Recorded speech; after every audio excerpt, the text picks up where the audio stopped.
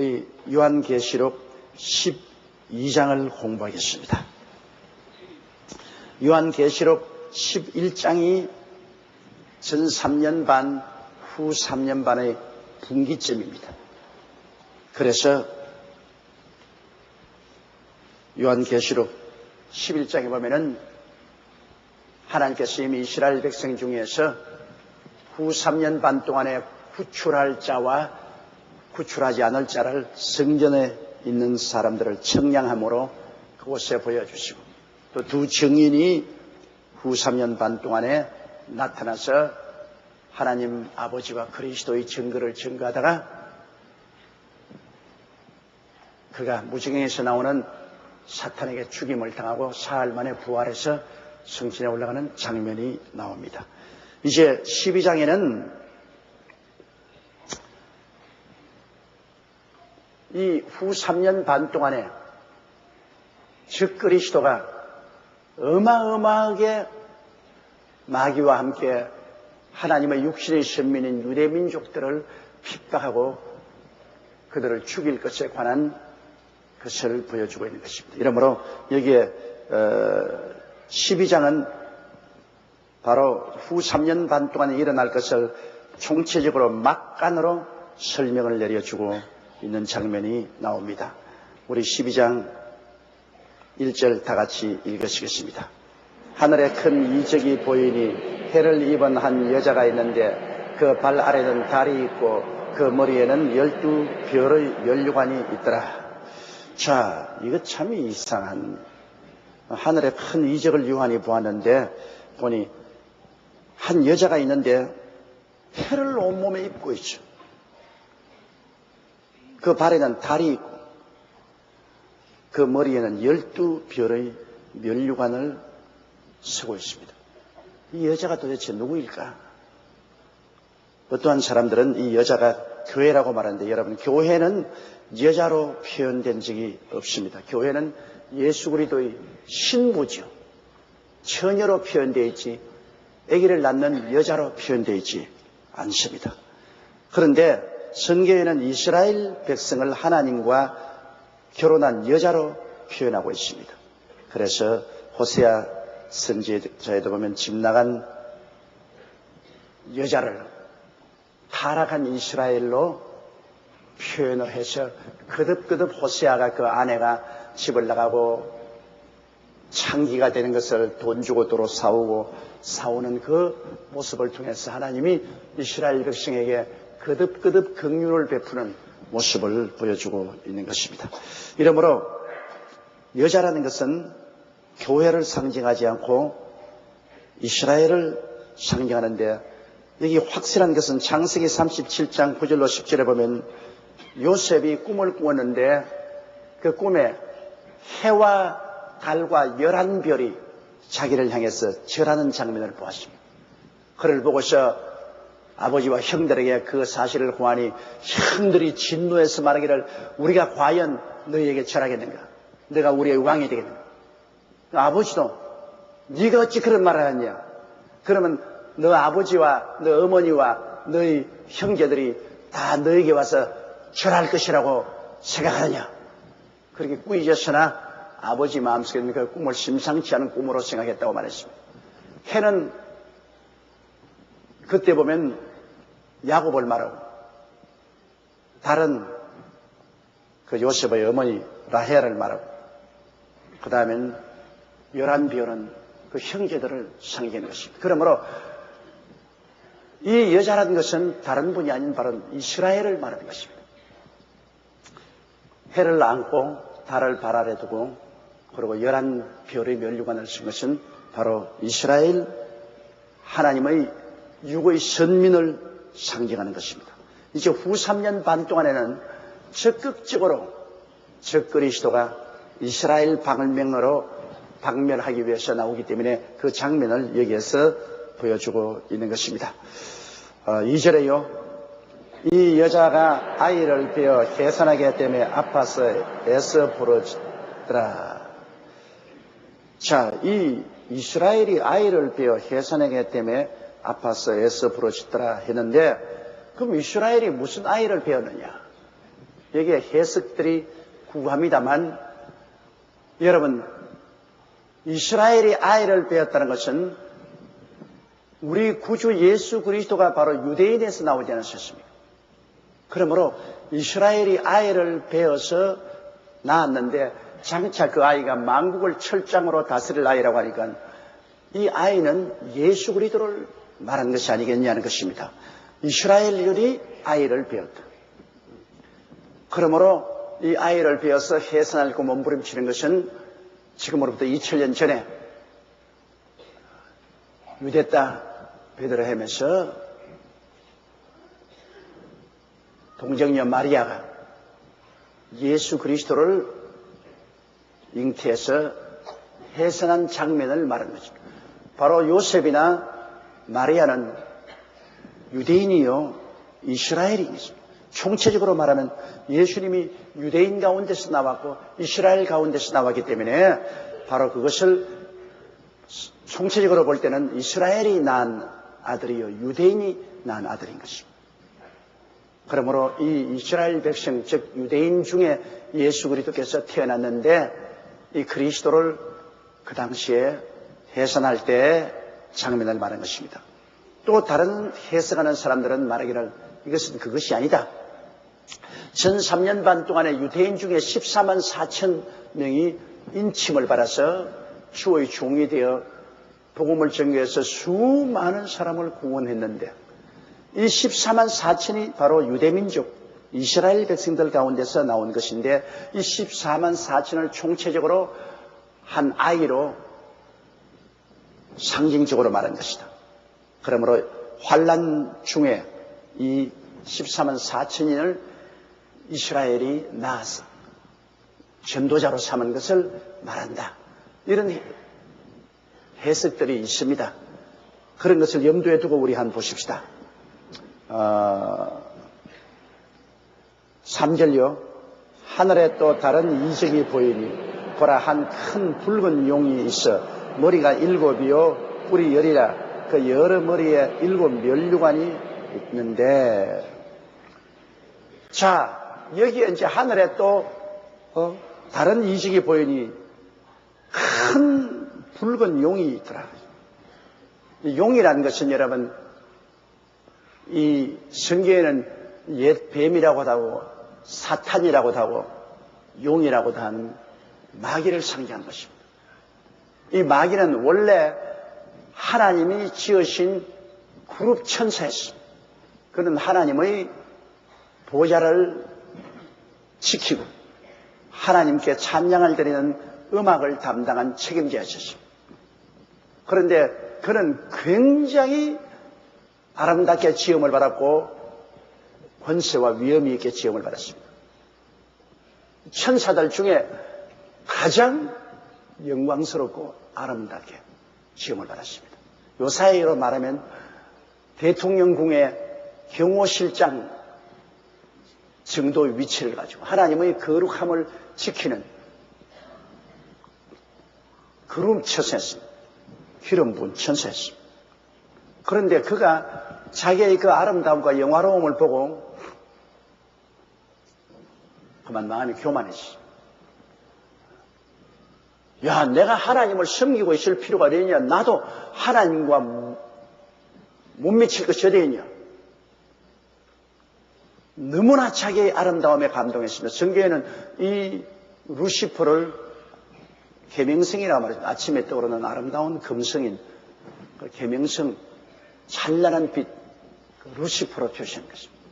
그래서 그가 그만 하나님과 같이 되려고 반역을 했습니다. 요사이 말하면 쿠데타를 일으킨 그것도 자기 혼자 한 것이 아니고 하늘의 천사 3분의 1을 꿰가지고서 함께 쿠데타를 일으켰습니다. 그가 얼마나 영화롭고 권세가 있었던지 하늘의 모든 천사들이 그 밑에 있었습니다. 그래서 그가 하늘 천사 3분의 1을 꿰어서 모방을 할 수가 있었습니다. 그러나 여러분 너무나 이 루시퍼가 어리석게 생각한 것은 하나님은 창조자여 자기는 지음을 입은 피조물입니다. 창조자와 피조물 사이엔 절대로 가까이 할 수 있는 불응이 있습니다. 지은 자와 지음을 받은 자가 어떻게 똑같습니까? 여러분, 지구를 지은 것은 사탄이 아니고 하나님입니다. 저 은하성자의 수억 개의 별들을 지은 이는 하나님이, 사탄이 아닙니다. 그 은하성자 위에 또 안드로메다 성자라고 또 수억 개의 별을 지었는데, 이 우주에는 수십억 개의 이 별들을 하나님이 지으셨지 사탄이 짓지 않았습니다. 지은 자는 하나님밖에 없어요. 창조주는 하나님밖에 계시지 않습니다. 그런데 이 창조주를 피조물인 자기가 아무리 영화롭고 권세가 있다 하더라도 일어나서 반역하여 그와 동정하게 되려고 하고 그의 보좌를 노린다는 것은 어리석기 짝이 없는 일입니다. 그래서 하나님이 이를 더럽게 여겨서 그를 내어 쫓은 것입니다. 그래서 하늘에서 쫓겨나서 공중의 권세를 잡고 있습니다. 창세기 때 보면은 주님께서 모든 것을 지으시고 보기에 아름답다 했지요. 하나님이 빛을 지으시고 보기에 좋았더라. 그런데 좋았더라 안 한 것이 있습니다. 궁창을 지으시고는 하나님이 좋았더라고 말 안 했습니다. 물 위의 물과 아래 물로 나누시고 하늘을 지으시고 하나님이 좋았다고 말하지 않았습니다. 그 다음 또 셋째 날에는 하나님께서 육지를 물 속에서 나오게 하시고 보기에 좋았더라. 넷째 날에 해와 달과 별들을 지으시고도 보기에 좋았더라고 하시고, 다섯째 날에 공중의 새와 물고기를 지으시고도 좋았더라고 말했고, 여섯째 날에 짐승을 지으시고 사람을 지으시고도 좋았더라고 했습니다. 하나님이 지으시고 난 다음 다 좋았더라고 했는데 오직 궁창을 짓고는 하나님이 침묵하셨습니다. 이튿날에 궁창을 짓고는 좋았다라 말 않습니다. 왜냐? 장차 사탄이 와서 그 궁창을 점령하고 본부로 삼을 것을 알았기 때문에 좋지 않습니다. 마귀와 귀신들이 그 하늘을 보좌를 삼고 궁창에서 모든 파괴 행동을 할 것이기 때문에 좋았다고 말하지 않았습니다. 원래 마귀는 하나님의 보좌에 함께 있었는데 그건 쫓겨나서 이제 궁창에 왔습니다. 하나님 보좌와 지구 사이에 있는 저 하늘에 자기의 본부를 삼고 궁창에서 파괴 행동을 하는 것입니다. 나중에는 궁창에서 마지막으로 쫓겨나서 땅으로 쫓겨나고 그 다음에는 불과 요항으로 탄 못으로 쫓겨나는 그런 신세에 있는 것입니다. 그런 이 마귀가 뱀이요 용으로 표시되는데 또 붉은 용이라, 이 붉다는 것은 여러분 피로 물들은 것을 말하는 거죠.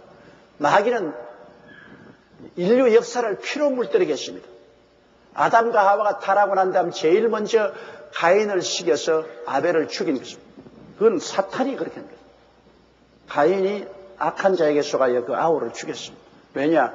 장차 이 세상에 메시아가 올 것을 주님이 예언했는데 가인은 하나님 중심으로서 전했으나 아벨은 하나님 중심으로서 서므로 아벨의 혈통을 통해서 혹시 메시아가 나올까 싶어서 사탄은 가인을 통하여 아벨을 쳐 죽였습니다. 그때로부터 시작해서 계속해서 사탄은 도적질하고 죽이고 멸망시키는 일만 했기 때문에 그는 붉은 용입니다. 피로 물든 전쟁의 용이요, 살상의 용이요, 붉은 용인 것입니다. 그 큰 붉은 용이에서 머리가 7이요, 뿔이 10이라. 그 여러 머리에 7 면류관이 있는데 그 머리가 7개라는 것은 이 사탄은 아담과 하와 타락한 이후로 마지막 주님이 강림하실 때까지 총체적인 반역의 세력을 뜻하는 것입니다. 에덴 동산에서 타락한 그때로부터 시작해서 마지막 예수님 오실 때까지 전체적인 이 세계는 악한 자에게 속해 있었습니다. 그러므로 이 세계의 역사를 주님 오시기 전까지 마귀가 지배하고 마귀가 다스리는 역사입니다. 요한도 말하기를 온 세상은 악한 자에게 속해 있는데 우리가 살고 있는 이 세상도 지금 악한 자에게 속해 있어요. 우리는 악한 자에게 속해 있는 이 세상을 예수 그리스도의 복음으로 하늘나라로 지금 구원하는 역사를 하고 있는데 실제는 지금 온 세상은 악한 자에게 속해 있는 것입니다. 온 세상이 예수를 구주로 모시고 임금으로 섬기지 않습니다. 오직 교회만 예수님을 임금으로 섬기고 구주로 섬기기 때문에 이 교회가 하늘나라요. 이 하늘나라 속으로 우리는 이 세상을 자꾸 구원으로 이끌어들이고 있지만 세상은 악한 자에게 속해 있는 것입니다. 그런데 이 세상은 여러분 7머리와 10뿔이 나야 되는데 이 세상은 사탄이 주장한 세상의 권세는 7개로 나눌 수 있습니다. 그걸 제일 먼저 우리가 세계 인류 역사를 보면은 제일 먼저가 아수르입니다. 인류의 서양 역사에서 제일 먼저 생긴 나라가 아수르 나라입니다. 그때부터 원수 마귀가 세상 정권을 가지고서 세상을 지배했는데요. 첫째 머리는 아수르고, 둘째 머리는 바벨론이고, 셋째 머리는 메대와 파사고, 넷째 머리는 헬라고, 다섯째 머리는 애굽이고, 여섯째 머리는 로마고, 일곱째 머리는 적그리스도의 나라인 것입니다. 그러므로 사탄은 여러분 바로 이 유럽에서 이 7 정권을 통해서, 나라를 통해서 지배를 해왔습니다. 그러므로 이 용은 7머리를 가지고 있습니다. 머리가 7개. 그리고 마지막에 10뿔이 있어서 그 여러 머리에 7 면류관이 있다고 했는데 10뿔은 뭐냐? 10뿔은 여러분 장차 즉 그리스도의 나라에서 일어날 열왕을 의미한다. 뒤에 보면 그렇게 나옵니다. 그러면 장차 유럽 통합된 그 나라에서 열왕이 일어나서 이 사탄을 즉 그리스도를 받들 것을 표현한 것입니다. 10뿔. 뿔이라는 것은 권세를 말하거든요. 그러니까 장차 유럽 통합이 몇 나라로 이루어질지 몰라도 그 외에는 10주권자가 즉 그리스도를 응호해서 즉 그리스도가 나라를 얻고 다스리도록 그렇게 할 것을 여기에 표현하고 있는 것입니다.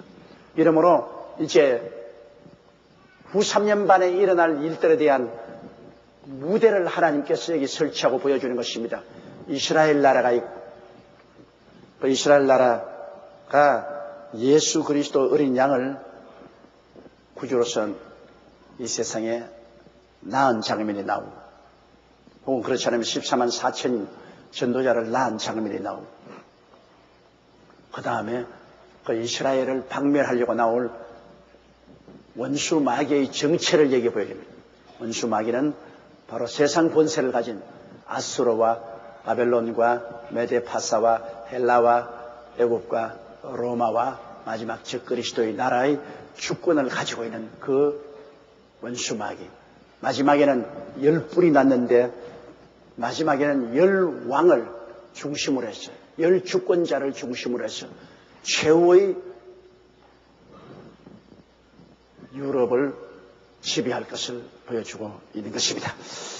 4절 보십시다. 그 꼬리가 하늘 별 3분의 1을 끌어다가 땅에 던지더라. 용이 해산하려는 여자 앞에서 그가 해산하면 그 아이를 삼키고자 하더니 자, 그 꼬리가 하늘 별 3분의 1을 끌어다가 땅에 하늘 별은 천사를 말하는 것입니다. 그런데 그 꼬리에서 하늘 별 3분의 1을 감아다가 땅에 던졌다는 것은 하늘의 천사 3분의 1을 꿰어서 같이 모반을 해서 타락시킨 것을 말하는 것입니다. 그런데 감사하게도 여러분 하늘의 천사 3분의 1이 타락했지만 3분의 2는 타락하지 않았었습니다.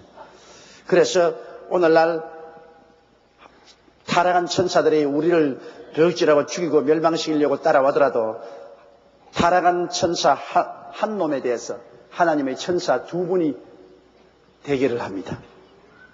그렇기 때문에 우리는 승리할 수가 있는 것입니다. 여러분, 하나님께서는 그 천사를 보내서 우리 예수 믿는 후사들을 돕고 있습니다. 예수님께서 친히 말씀하시기를 어린아이 한 사람에게도 하나님의 천사가 있어가 매일같이 어린아이에 대해서 하나님께 보고한다고 말했습니다. 천사는 누구냐? 구원 얻을 후사들을 돕기 위해 보낸 하나님의 사자가 아니냐고 그랬습니다. 그러므로 여러분, 우리 구원 얻기 위해서 부름받은 우리에게는 하나님께서 다 천사를 보내어서 그 천사가 여러분을 늘 돌봐주고 있는 것입니다. 우리 한 사람 한 사람에게 임명된 천사가 있어요. 그래서 여러분 앞에서 딱 책 들고 다니면서 여러분이 잘한 것도 다 적고 여러분이 못한 것도 다 적어요. 하나도 없이 하나님의 천사가 매일매일 여러분과 함께 있어서 여러분의 선행과 불선행을 적어요. 그래서 여러분의 삶에 대한 모든 기록을 하나님 앞에 보고하는 것입니다.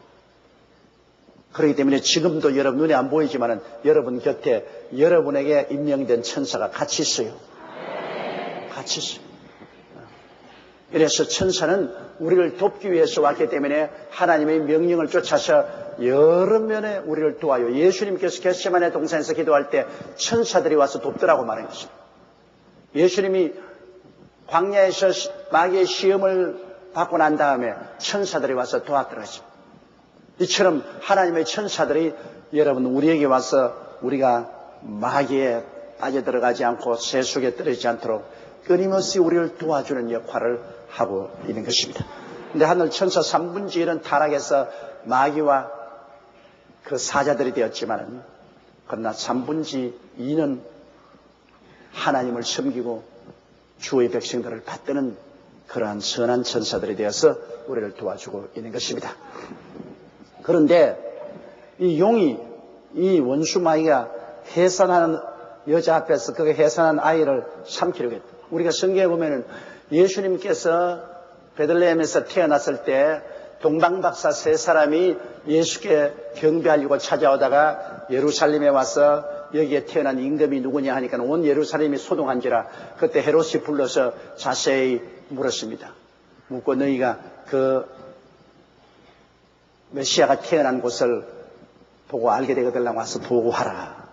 그런데 이 사람들이 꿈에 하나님이 헤롯에게 가서 보고하지 말라고 하므로 다른 길로 고향으로 가버렸습니다.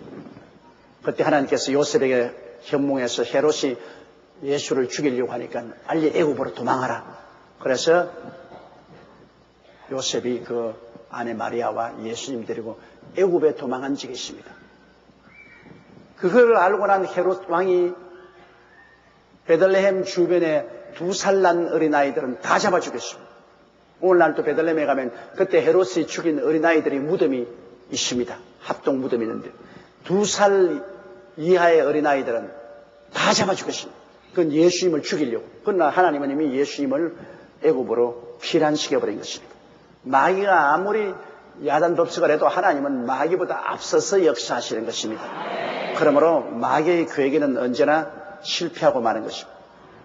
또 여기 있는 것 같이 여자가 어린아이를 해산하면 그걸 잡아먹으려고 잔뜩 달라고 있었으나 잡아먹지 못했습니다. 예수님이 무사히 애국으로 피란했고 그 다음에는 30세 요단강에서 세례받고 성령받고 주님께서 메시아로 일어나셔서 3년 반 동안 복음을 전가하시고 십자가에 못 박여 몸짓고 피를 흘려 죽으심으로 아담과 하와가 지은 죄를 다 청산하시고 사탄의 권세를 주님께서 해체하시고 부활해서 성천하신 것입니다. 예수님께서 십자가에서 돌아가지 않았으면 교회는 절대 생기지 않아요. 마귀가 지배하는 세상에 마귀가 교회가 생기도록 허락하겠습니까? 어림도 없지요.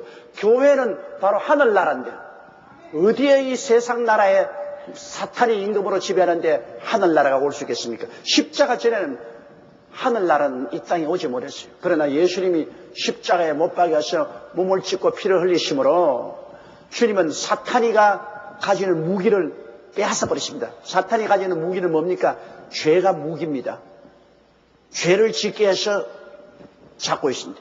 예수님이 그 죄를 보혈로 청산해버리기 때문에 예수 믿고 죄 용서 안 받는 사람은 마귀에서 해방되어 나올 수가 있는 것입니다. 그렇지 않으면 모두 다 마귀의 죄에 잡혀서 꼼짝 못해요. 어디 감히 마귀에서 벗어납니까?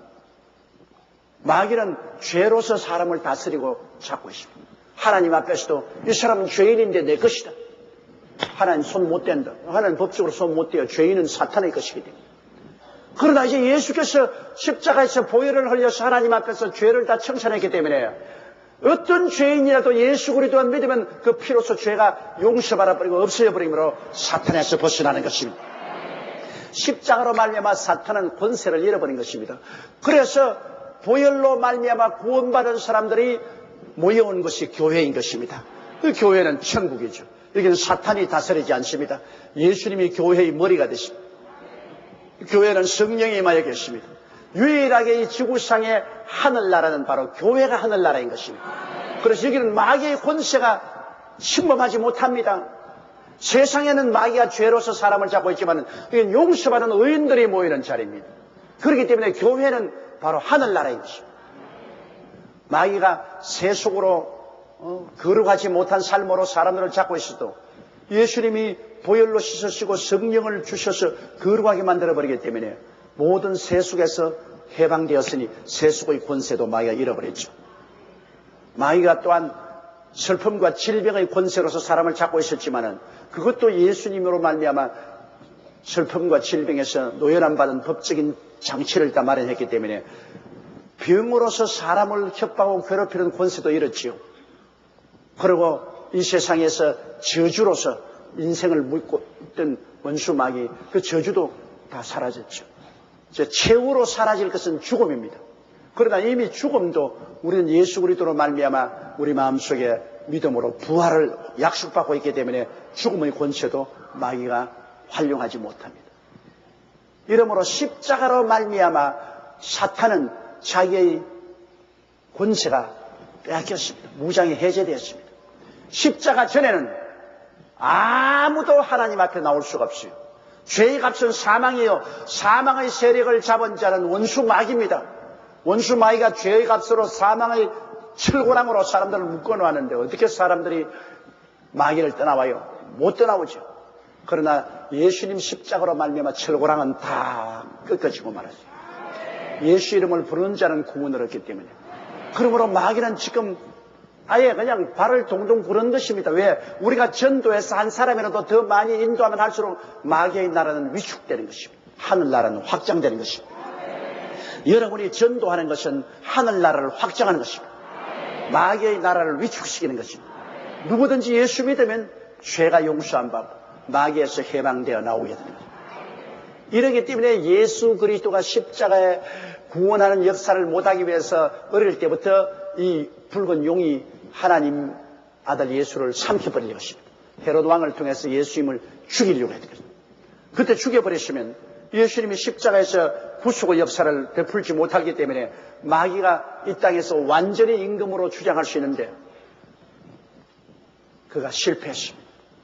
예수님은 무난히 33세까지 살으셨고 3년 반 동안 전도하시고 온전한 속죄제물, 속건제물, 번제물, 화목제물, 소제물이 되셔서 십자가에서 주님께서 피를 흘리심으로 예수를 믿는 자는 죄를 짓고 불의하고 추악하고 버림받아야 마땅한 사람들이라도 다 무조건 용서하고 구원을 받아서 마귀의 쇠앗에서 노예남 받아 천국으로 모여들게 된 것입니다. 바로 이게 천국입니다. 교회 천국입니다. 교회 천국. 마음 천국, 교회 천국. 여러분 마음에도 천국이 들어와 있고 교회도 천국이 들어와 있습니다. 그 예수 그리스도의 이름과 보혈의 역사가 있는 자마다 천국의 성령이 들어와 있고 천국이 임하여 계십니다. 그러므로 여러분의 마음에 마귀가 들어올 수 없고 교회에 마귀가 들어올 수 없는 것입니다. 이래서 우리 기도할 때 나라에 임하옵소서. 예수님의 나라는 십자가에서 갈보리산에서 이미 임하여서 이제 우리 기도를 통해서 우리의 마음에 임하고 교회에 임하고 우리 사회에 임하는 것입니다. 우리가 적극적으로 전도해서 마귀의 나라를 깨뜨려야 돼요. 우리 대한민국은 약 5천만 인구 가운데 1,000만은 이제는 마귀에서 나와서 하늘나라 들어왔는데 아직까지도 3천만이 이상이 들어와야 돼요. 북한은 온통 마귀가 다 점령하고 일본은 1억 2천만 인구 가운데 예수 믿는 사람 100만밖에 없으니까 하늘나라가 100만밖에 없어요. 그게 정말 나라가 임해야 돼요. 그럼 마귀가 일본을 그냥 잡고서 완전히 죄악과 세속으로 그냥 마음대로 뒤흔들어지게 됩니다. 저 방대한 중국 10억의 인구 가운데 예수 믿는 사람 다 합쳐봤자 1억이 될까 말까 하니까 약 9억의 사람 위에 마귀가 굴리면서 뒤흔들고 있어요. 거기다가 인도 사람 보시죠. 인도도 거의 10억에 가까운데 예수 믿는 사람 한 5천만 밖에 안 돼요. 그러니 그 다음에는 이 동남아의 불교권, 그 다음에는 저 중동의 이슬람교권. 이거 보면 아직 세상은 마귀가 꽉 들어차 있어. 마귀가 아직 임금노릇하고 있어. 아프리카는 거의 반은 예수 믿고 반은 이슬람교권의 수가 있어. 북미, 카나다, 미국, 남미 여기에는 하늘나라가 많이 임하여 있고, 고라파도 옛날에는 하늘나라가 강성했는데 지금은 하늘나라가 많이 쇠퇴해졌습니다. 유럽은 형식적인 것은 기독교 형식은 다 있는데 내용은 예수 믿는 사람이 극히 적어요. 이러므로 유럽은 굉장히 하늘나라가 쇠퇴했습니다. 이러므로 지금은 이 세상은 여러분 영적인 거대한 전쟁터입니다. 하늘나라와 마귀의 나라가 무지무지하게 싸우는 것입니다. 그리고 바로 하늘나라는 교회인데 하늘나라 군사는 누구냐? 바로 우리가 하늘나라 군사인 것입니다. 근데 하늘나라 군사들이 기도도 안 하고 말씀도 읽지 않고 전도 안 하면 하늘나라가 확장될 수가 있어야죠. 하늘나라가 그냥 가만히 있는데 확장됩니까? 군사들이 나와서 싸워야죠. 우리 예수 믿는 사람들이 기도하고 믿고 무장해서 열심히 전도해서 싸워서 마귀의 나라를 무너뜨리고 우리가 자꾸 점령해야 되겠는데, 오늘 예수 믿는 나라, 하늘나라 백성들이 전부 열심을 잃어버리고 그저 교회에서 서로 교제하고 서로 즐기고 그저 은혜만 받고 그리고 세상에 있는 마귀의 나라를 무너뜨리려고 하지 않습니다. 주님은 주기도문에 나라에 임하옵시며 나라에 임하옵시며 나라가 자꾸 임하기를 기대해요.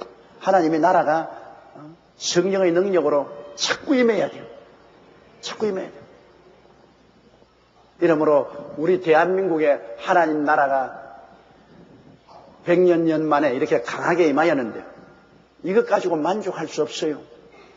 우리는 전력을 기울여 우리 민족에게 하늘나라를 확장해야 되고 선교사를 보내고 해외에 나가서 크게 복음 전도를 해서 하늘나라를 확대해야 돼요. 우리는 매일같이 마귀와 싸우는 것입니다. 사도 바울 선생이 말한 것처럼 우리가 싸우는 것은 혈과 육, 즉 사람과 싸우는 것이 아니라 혈과 육인 사람과 싸우는 것이 아니라 정사와 권세와 이 세상 어두움의 주관자들과 공중의 권세와 악의 영들과 싸우는 것입니다. 여러분 기도하는 것도 전쟁하는 것이고 말씀 전가하는 것도 전쟁하는 것이고 신앙생활도 전쟁하는 것입니다. 우리는 이 땅에 사는 동안에는 전쟁 중에 있습니다. 그러므로 깨어서 기도하지 아니하면 마귀의 칼에 염통이 찔려요. 정신을 차려야 돼요. 자, 5절요. 여자가 아들을 낳으니 이는 장차 철장으로 만국을 다스릴 남자라. 그 아이를 하나님 앞과 그 보좌 앞으로 올려가더라. 자, 여자가 아들을 낳으니 이스라엘에서 우리 주 예수 그리스도가 태어났다. 또 그렇지 않으면 또 다른 학자들이 말하는 것처럼 1300년 반 동안에 유대민족 14만 4천 명이 태어났다. 그건 한 아이로 상징적으로 말합니다. 아들로 상징적으로 말합니다. 왜냐하면 14만 4천인도 나중에 만국을 철창으로 다스릴 자들이라고 그렇게 말하고 있습니다. 그러므로 이래도 해석하고 저래도 해석하는 사람이 있으니까 우리가 둘 중에 하나만 어느 것을 선택해도 우리가 잘못된 것은 없습니다. 그러나 내가 보기에는 저 생각으로는 이 아들이라고 했으니까 하나님 아들 예수 그리스도를 상징하는 것이 더 확실하지 않냐 그렇게 생각합니다. 여자가 아들을 낳으니 이는 장차 철장으로 만국을 다스릴 남자라. 근데 성경에 보면은 철창으로 만국을 다스리겠다고 말씀을 하고 있습니다. 시편에 보면은 이는 철창으로 만국을 다스릴 것이라고 해놓았는데 그것이 바로 예수 그리스도 하나님의 아들을 의미하는 것입니다. 이러므로 예수 그리스도를 삼키려고 했으나 마귀는 하나님께서 예수님을 부활해서 하늘나라로 데리고 가버리고 오히려 마귀의 권세가 빼앗기고 말았으니 마귀는 낭패했죠. 그래서 그 예수 그리스도를 삼키지 못했습니다. 그 다음 6절 보십시다. 그 여자가 광야로 도망하며 거기서 1260일 동안 저를 양육하기 위하여 하나님의 예비하신 곳이 있더라. 자, 그러니까 원수 마귀는 어찌한지 이스라엘을 박멸하려고 전력을 기울였었습니다. 예수 그리스도를 이 땅에 낳은 이스라엘, 유대민족을 원수 마귀는 박멸하려고 했습니다. 그래서 역사를 통해서 보면 언제나 이스라엘 백성을 멸하려고 했습니다. 아수르도 이스라엘을 멸하려고 했고, 바벨론도 그렇게 했고, 메데파사도, 그 다음 헬라도, 그 다음 로마도 언제나 이스라엘을 박멸하려고 애를 썼습니다. 그리고 여러분 2차 대전 때 히틀러는 유대민족 600만 명을 학살했습니다. 그리고 소련에 있던 유대인 약 500만 명도 무시무시하게 핍박을 받고 많이 살해당하고 고통을 당했습니다. 오직 미국에 있는 유대인들만이 자유롭게 그들은 지냈고, 미국의 유대인들 아브라함의 후손들을 품에 품고 잘 돌봐주었으므로 하나님이 미국을 크게 축복해 주신 것을 우리가 볼 수 있는 것입니다. 그러므로 자, 이 후 3년 반 동안에는 이 원수 마귀, 즉 원수 마귀가 적그리스도에서 들어가서 적그리스도가 유대인을 박멸하려고 하니 그 이스라엘 사람들이 도망을 쳐서 하나님이 예배한 곳에 1260일은 3년 반입니다. 한 달을 30일로 계산해서 3년 반입니다. 후 3년 반 동안에 유대인 박멸 운동이 일어날 때 하나님이 유대인들을 옮겨서 그 중에 신실한 사람을 3년 반 동안에 감추어 놓을 곳이 있다고 말을 하고 있는 것입니다. 자, 그러면 유대인들을 감추어 놓을 것이 어디에 있겠는가? 여러분 성경에 보면은 유대인들을 감추어 놓은 처소에 관해서 아주 밝히 말하고 있습니다. 이 페트라성, 다시 말하면 요르단에 가면은 페트라성이 있습니다. 이 페트라성은 모압과 암몬 국경지대, 옛날에 모압과 암몬 나라 국경지대에 있는데, 예루살렘에서 차를 타고 가면, 광야로 가면 한 1시간쯤 달려가면 그 페트라성이 있어요. 그리고 오늘날 그 페트라성은 완전히 광야에 있어서 사람이 살지 않습니다. 옛날에 에서, 그러니까 야곱의 형제는 에서를 갖다가 빨리 불타고 해서 에돔이라 했지 않습니까? 에서의 자손들이 에돔이 살던 곳이고 그 에돔의 수도였었습니다. 한창 시대에는 그 페트라성에는 사람이 27만 명이나 살았습니다. 그런데 이거는 광야에 있는 완전히 바위성입니다. 바위 요새로서 거기에 들어가는 조그마한 이런 길이 있어요. 그 길로는 탱크도 못 들어가고 대포도 못 들어갑니다. 사람들이 그냥 줄로 서서 한 줄로 서서 들어갈 정도로 좁은 이런 바위 길을 들어가면, 안에 들어가면 안이 널찍합니다. 27만여 명이나 살 수 있는 곳이니까 굉장히 큰 곳입니다. 거기에는 3,000명을 수용하는 음악 강당도 있고 신전도 있고, 그 바위 옆을 전부 집으로 개발해서 아파트식으로 거기 살고 하는 엄청난 바위 요새가 되어 있기 때문에 거기 군대도 쉽게 들어가지 못하고 비행기도 그 바위가 그렇게 되어 있기 때문에 쉽게 쳐들어가지 못합니다. 이러한 난공불락의 성이 바로 예루살렘에서 1시간쯤 차로 달려가면 그 광야에 있습니다. 지금은 요르단 암만 수도에서 약 15km 정도 가면 있는 요르단 땅입니다. 그런데 그 페트라성, 그 바위성에 장차 이스라엘 백성들을 하나님이 옮겨서 그곳에 지켜줄 것을 성경은 거듭거듭 말하고 있습니다. 이렇기 때문에 그 베트라성에는 미국에 있는 많은 종교단체들이 7년 환란 동안에 이스라엘 백성이 먹게 하려고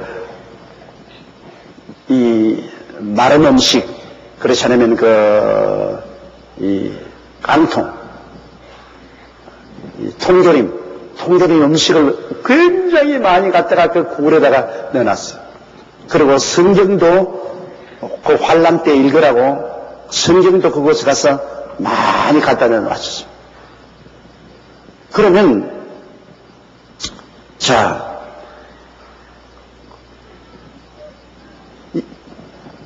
즉 그리스도가 일어나가지고서 이스라엘을 박멸운동할 때는 언제냐? 전 3년 반 동안에 이스라엘은 실제로 즉 그리스도의 나라 유럽 연방의 도움을 받아서 성경을 지어요. 소련과 그 이슬람교 국가들과의 이스라엘의 일대 전쟁을 통해서 거대한 성전을 하고 앞으로 일어날 전쟁입니다. 이스라엘하고 소련을 위시한 아랍권하고 큰 전쟁을 한번 치르게 됩니다.